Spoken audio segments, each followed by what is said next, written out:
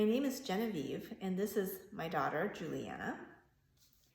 And we are so excited to be doing the harp demonstration and presentation for you today. So Juliana, how long have you been playing the harp? I've been playing the harp since I was 7-years-old. My harp teacher didn't allow students younger than 7 because it can be quite dangerous for students that are really young, because the harp has to lean on the harpist, and so due to immaturity, then it could be quite dangerous and it could cause injuries. Yeah, that's true. So for young students, a lot of teachers won't take anyone younger than 7 or maybe even a little older to start on a harp. For myself, I started the harp as an adult. I played piano all my life, and I've done a lot of stuff with it. And so harp was one of those things that I've always loved, listening to it, and I got a chance to learn it as an adult. So today we will be showing you a few harp techniques and kind of talk a little bit about the harp. And we've also made a Google slide deck, so you can kind of follow along, and I'll tell you about it as we go along. Okay, so the first thing we're going to talk about is the sizes and the types of harps. So here we have 2 harps. The one on the left is a petite pedal harp, and this one is a semi-grand pedal harp. And so the difference in height is about 5 feet versus 6 feet. So you can see that even the smaller harp has pedals. And the reason we have 2 is when Juliana was a lot younger, she started on the smaller pedal harp so that her arms could reach. Juliana, can you pull back the harp? So in order for a harpist to start playing, the harp is placed on the right shoulder and it's pulled back. It remains on the floor. And can you put your arms around it? That's right. So you see, she can reach the bass note. So when she was a lot younger, she could barely reach the bass notes with her left hand. So let's talk a little bit about the strings. You'll see that the strings have different colors. Juliana, do you want to tell us what those different colors are? Yeah, so the red strings are C, so all the red strings, and all the black strings are F. And all the strings in between are just part of the scale. So it's C, D, E, F, G, A, B, C. There we go. And so it just kind of repeats. And you see that anytime you see a red string, you know that it is a C. A C is an F. So that's kind of the anchor for a harpist. The next thing we're going to show you is the semi-grand, the bigger pedal harp.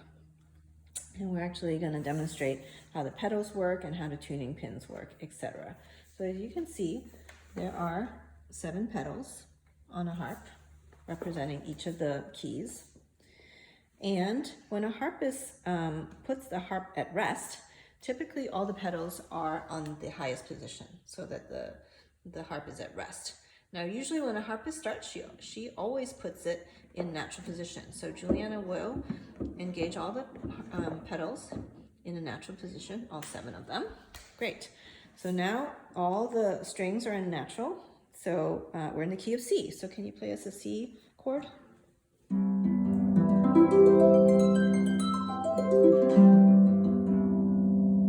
Great, thank you. So now, if we don't change the pedals, okay, she's going to play us a chord in D. Let's see what happens.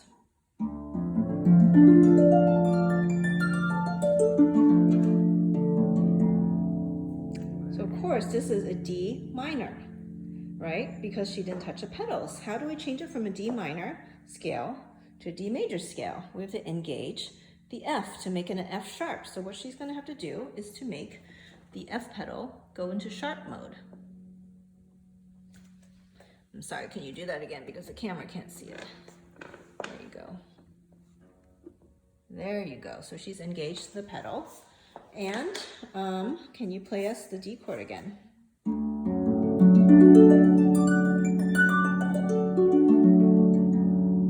There you go. So there is now, it now has become D major. And actually this time I'm going to focus on the tuning pin. Let's see where we can see it. So here is the F string, because it's black. So Juliana, can you depress, hang on, don't do it yet. So this is the F string, and here are the 2 tuning pins. So you're gonna make the pedal go to, can you move the F pedal so people can see? There you go. Yep, so that's in flat, this is in natural, and this is in sharp. Okay, did you guys see that? Let's do it a little bit slower. So do Flat. So that's the highest on the pedal. So all the discs are off. And then now you're going to put in natural. So this disc changed and shortened the string a little bit. And this one, and now that's in sharp.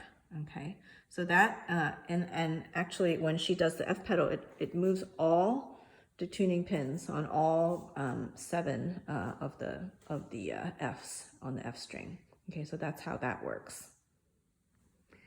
So I know this is an orchestration class, so I've detailed on the Google side on page 6 kind of what sounds good on a harp. Okay, in general, a harp is an arpeggiated instrument. So anything with arpeggios, rolled chords, or any kind of chords sound really good. And we'll demonstrate some glissandos and harmonics too, which are kind of special on the harp. So if you follow along, and page 7, there's a number of musical pieces we have played, and you can kind of listen to that on at your leisure. On page 8, we're going to start talking about arpeggio. So I'm going to have Juliana demonstrate the first little excerpt there with the arpeggio.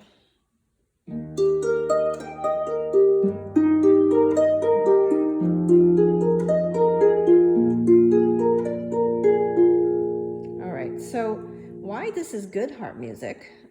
First of all, can you place your right hand, Juliana, so everyone can see? There you go. So now she's placed her right hand 4, 3, 2, 1. One thing you need to note about the harp is we never used a pinky. So the pinky is not used. That means there's only 4 fingers on each hand that is used to play the harp. So when she is playing the chord, can you play that one more time? 4, 3, 2, 1, 2, 3, 4. So this is very good writing because she can just place it once and then, be able to play it and doesn't have to jump around. On the left hand, that is an octave, right? So that is E flat. Can you play the octave? So she can totally reach the octave, no problem. In fact, in harp music, besides octaves, it's very common to do 10th chords. So Juliana, can you demonstrate a 10th? There you go. So it's usually, bigger hands can reach up to a 10th, no more than a 10th, but usually the 10th is normal, or octaves. If you were writing for a more of a student, someone who is younger, you would actually be writing like a 5th or a 3rd, like, right, or a 3rd, like that, so that it's easier. Okay, so let's move on to the second, the second part of it. Oops, sorry, Juliana. Okay. Can you play that for us?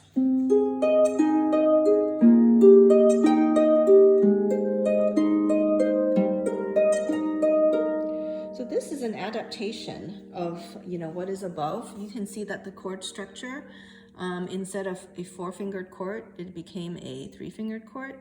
And then the left hand is simplified so that it's just single notes for bass line. If you go to page 9 of the slides, Juliana is going to demonstrate some of the rolled chords. These are smaller chords here. And then these are some of the tenths that we talked about.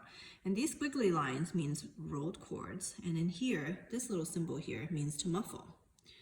So Juliana, can you demonstrate for us?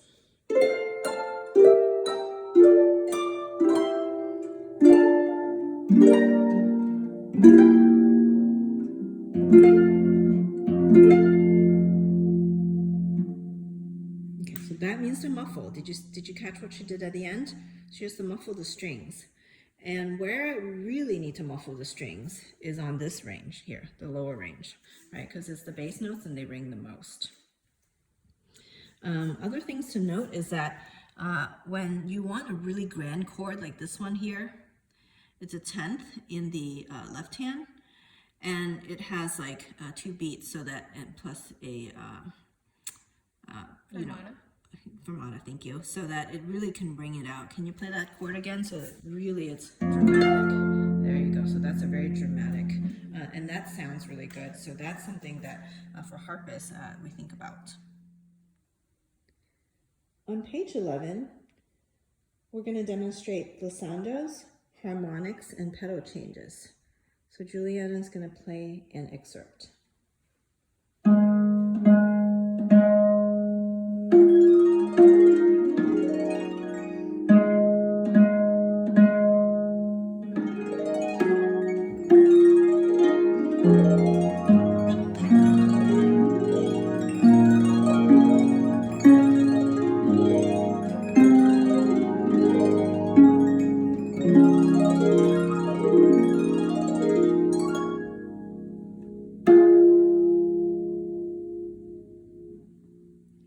So one or a couple of techniques that were used in this this piece is the use of glissandos, and it's notated like this, or kind of like this, as well as harmonics, and a notation for harmonics is this little circle.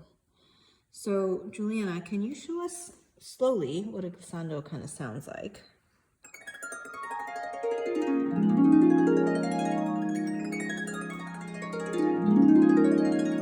So glissando is this really amazing sound on the harp, where it sounds like, to me, it sounds like waterfall. It's really pretty, and it's achieved by the pedals.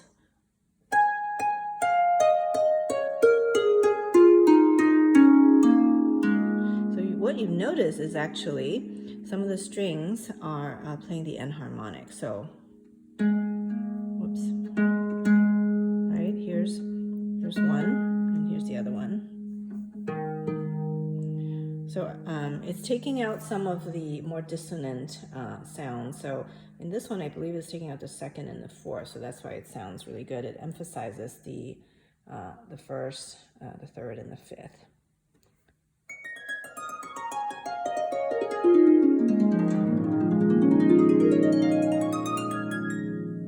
Okay. Now the second technique is the harmonic. So can you play, where was the ending note that you were playing? So it's an A. Okay. That's a regular A. Now can you play a harmonic? harmonic? Okay. So the technique is that you're actually cupping your hand.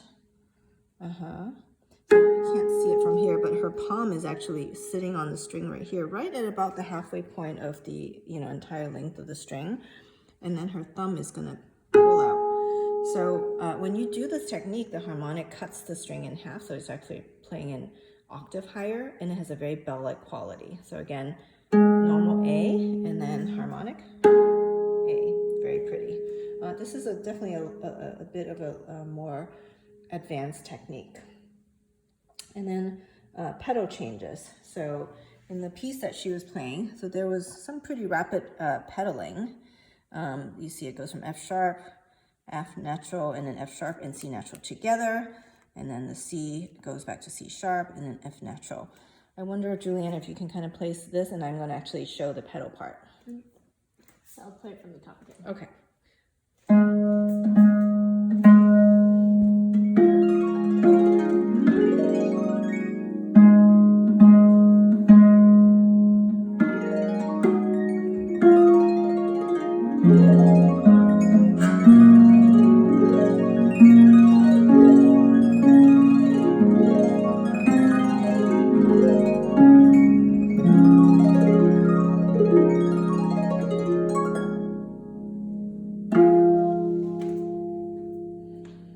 Thank you. So we'll end this demonstration with one of the most famous harp cadenzas of all time, Tchaikovsky's Waltz of the Flower. So one thing you'll notice is that if you looked at the music, it's a lot of arpeggios, okay, hand over hand, left, right, and so forth. And then during the actual cadenza, it's a lot of downward four-fingered chords. So the structure is actually fairly simple, but it sounds really amazing, and it's really harpistic. how it's written. So Juliana will demonstrate for us.